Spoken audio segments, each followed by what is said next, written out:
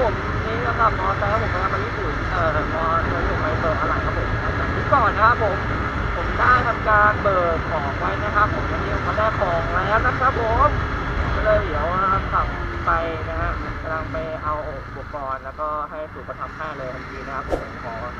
บอกเขาว่าผมขอรีบๆนะครับผมไม่มีเวลานะฮะผมบอกไว้ก่อนนะฮะก็นี่ขับไปที่สุดกันเลยนะครับก็จะรีบขับทันทีทันใดนะฮะเดี๋ยวไปทำงานนะฮะเดี๋ยวไปทำงานสายครับผมแล้วตอนนี้เวลา10 โมงกว่าใช่ป่ะผมทำงานตอนเที่ยงไง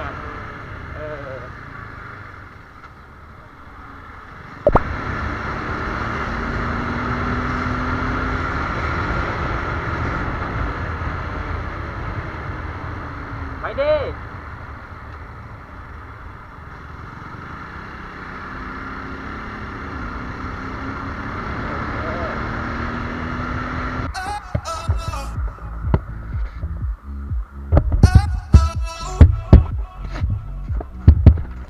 Gotta listen up, listen up.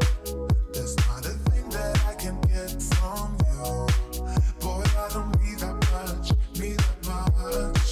How can I tell you what I wanna do? I never needed you to give me things. I never needed you to diamond ring. 2,000 years later.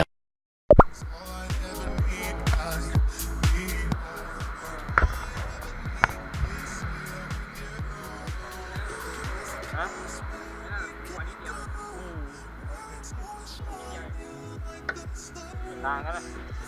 ครับผม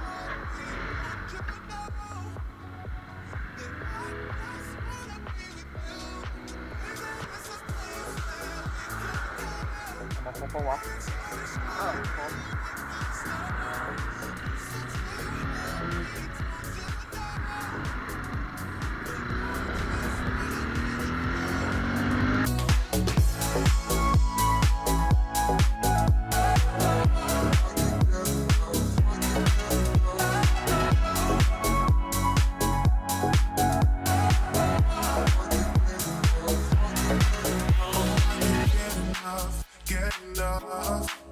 Don't ever let me be away from you. I'm gonna hold it tight, cause you're the only thing that I can't lose. I never needed you to give me things. I never needed you to diamond rings. All I ever need,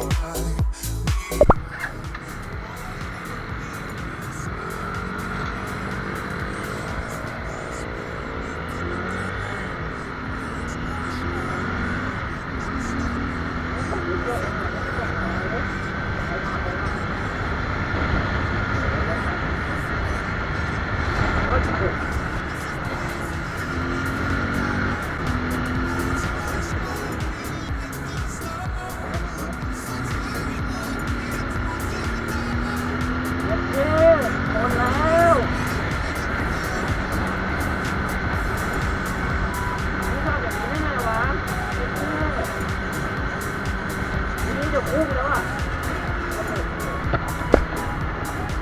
ท่านผู้ชมครับเมื่อกี้คือผมจะขับพุ่งแล้วไอ้ชิบหายอยู่ดีรถต้องออกมาจากเลนไหนก็ไม่รู้เมื่อกี้เกือบชนเกือบได้จุ๊บแล้วครับจุ๊บกับเสื้อข้างหน้าสีดำ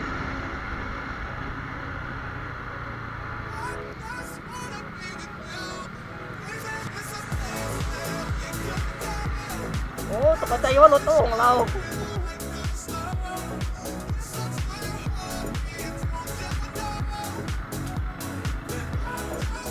โอเคครับผมถ้าชอบคลิปนี้นะฮะอย่าลืมกดไลค์กดแชร์กด Subscribe ไปด้วยนะผมให้เป็นกำลังใจ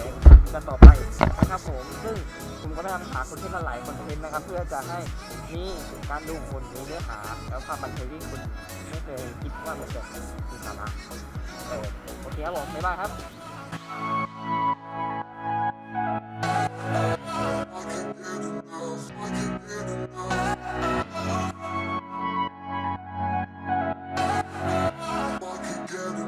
I can get enough.